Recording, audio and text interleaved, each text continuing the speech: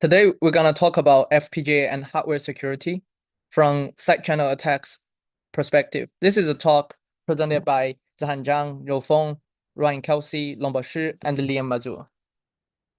So, what is FPGA? So, FPGA, aka Field Programmable Gate Arrow, is a reconfigurable integrated circuit widely used in critical fields such as telecommunications, IoT devices, and so on. Their adaptability and high performance make them essential in high-stakes environments. However, this reconfigurability also introduces unique security challenges, with rise in hardware-based cyber attacks that bypass traditional software defenses. Protecting FPGA system has become crucial. These attacks exploit vulnerabilities, exposing sensitive information, and undermining system integrity. And that's why hardware security on FPGA is very important. So one significant threat is side channel attacks. So these attacks exploit physical characteristics of hardware such as power consumption, electromagnetic emission, or timing information, rather than just relying on software vulnerabilities on code.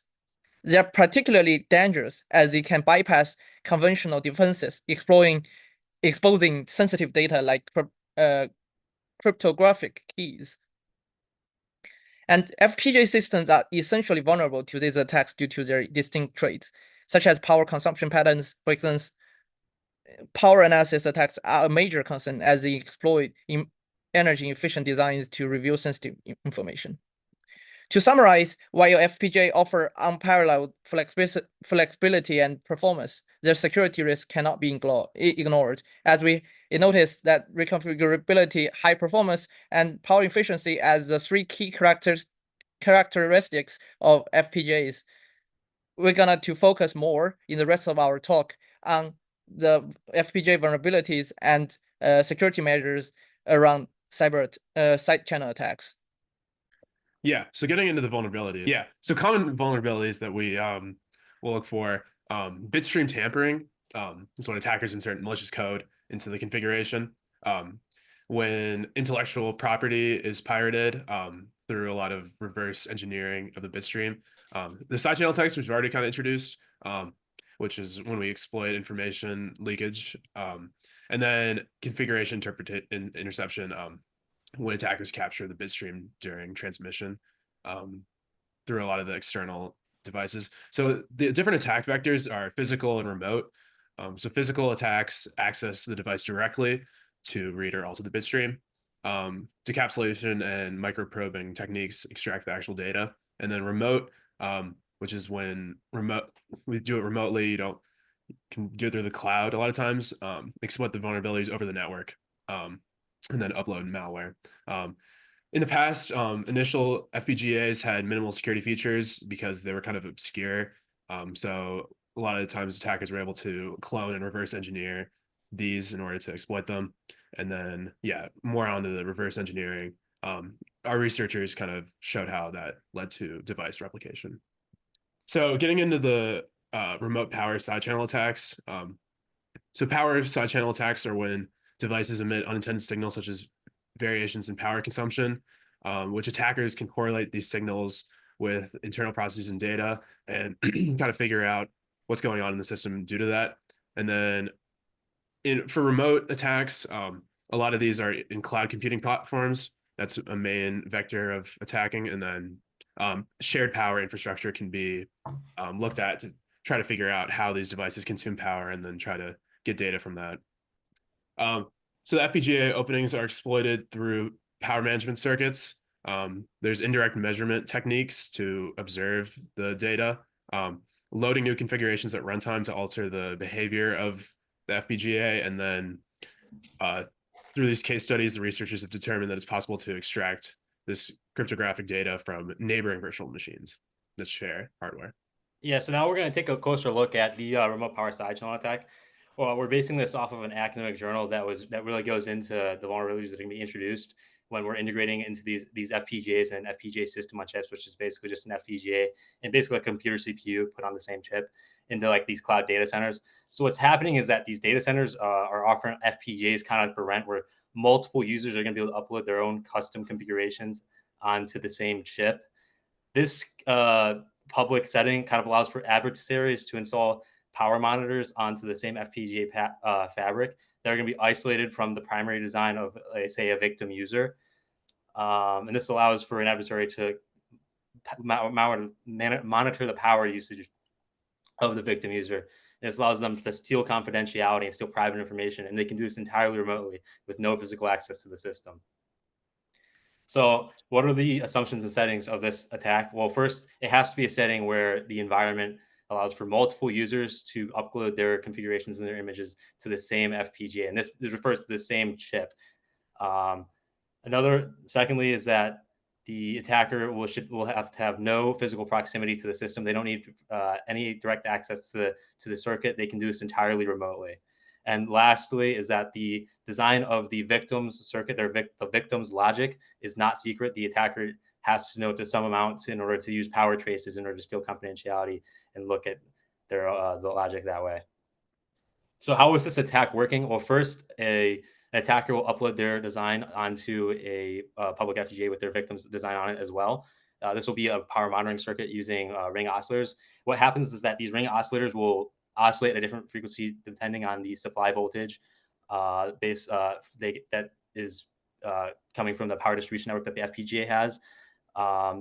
The ring oscillators will pick up these power patterns distributed by the power distribution network based on the victim user's logic, and this will allow them to get power traces, and the adversary can analyze these power traces to detect patterns that might correlate with something like an RSA encryption on the victim's logic, and this will allow them to steal private information. And this whole study goes to show how shared FPGA hardware can lead to security failures. Okay, for FPGA security measures, we generally divided into current general security attacks and side channel attacks. For bit stream tampering, we generally use logic locking and key encryption. For key encryption, the encrypted version of generated bit streams, or we can use FPGAs which only accepted encrypted bit stream. This action can effectively resist bit stream tampering and reverse engineering. And for hardware Trojan, we can use Leo Trojan detection method. Several Leo Trojan detection technologies is proposed based on the IC Trojan detection work. We can also use hardware sensors to detect. The employment of the thermal sensor breeze can effectively detect the Trojan, since the temperature between the normal module and Trojan module is different in the temperature. For IP privacy attacks, we can insert watermarks, or we can use logic obfuscation schisms. Since by using this technology, the logic locking gates can be integrated into the FPGA board, and this module can disable normal functionality of the circuits unless correct values are applied into the logic gate inputs. For side channel attacks, we divided 3 parts. For power side channel attacks, we can use masking.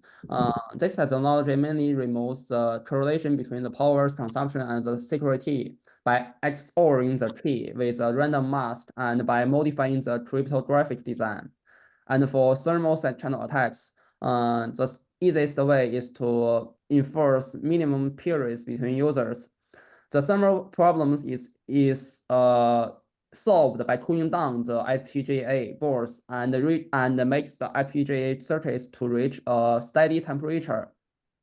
We can enforce a minimum periods between 2 users. This will help FPGA boards temperature will not too high and prevent thermal side channel attack. For optical side channel attacks, we can use nano pyramids. This can be inserted into device manufacturing flow to introduce random changes in the optical reflectance properties of silicon. This measure will help to avoid an attacker use to reveal information about the circuit. The last topic for our presentation is on the future of FPGA security. The first part of this to discuss is the current technologies being developed to increase the security of an FPGA. Firstly, there are some advanced hardware security integrations, including isolating design flow and system components. Furthering this is the implementation of asymmetric and symmetric communication between these isolated components that can employ crypto agility to switch cryptographic algorithms in response to weaknesses in the system. An additional integration is logic locking, which prohibits access to the program logic on the FPGA using a secret key to counter reverse engineering attempts from attackers. The next technology allows for real-time threat detection of an FPGA by implementing AI to allow for quick identification and response of attacks. The last technology on this list is a further future technology in the presence of quantum computers and quantum computer attacks. These attacks can use complex algorithms, so the development of quantum-resistant cryptography on an FPGA will meet the security necessity when quantum computers become more widely available. The second part of this topic to discuss, rather than security in FPGAs, is FPGAs and security, particularly the benefits FPGAs have in security applications.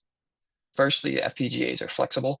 They can be reconfigured to implement new protocols and countermeasures to meet a security need, especially the security needs in an adapting environment where new threats may arise constantly. Branching off this is the versatility of FPGAs. A single chip can have multiple functions programmed onto it. With the single chip being able to do more, the need for additional security hardware is less. And with less hardware in the overall system design, there is a reduced risk of vulnerabilities. The last benefit of FPGAs discussed is their performance. FPGAs have parallel processing capabilities, meaning multiple functions and algorithms, as discussed with versatility, can be processed simultaneously. This increase in processing capability increases the overall speed and efficiency of the security application, as well as enhances the security of the data being processed by the FPGA. And this wraps up our presentation. Thank you.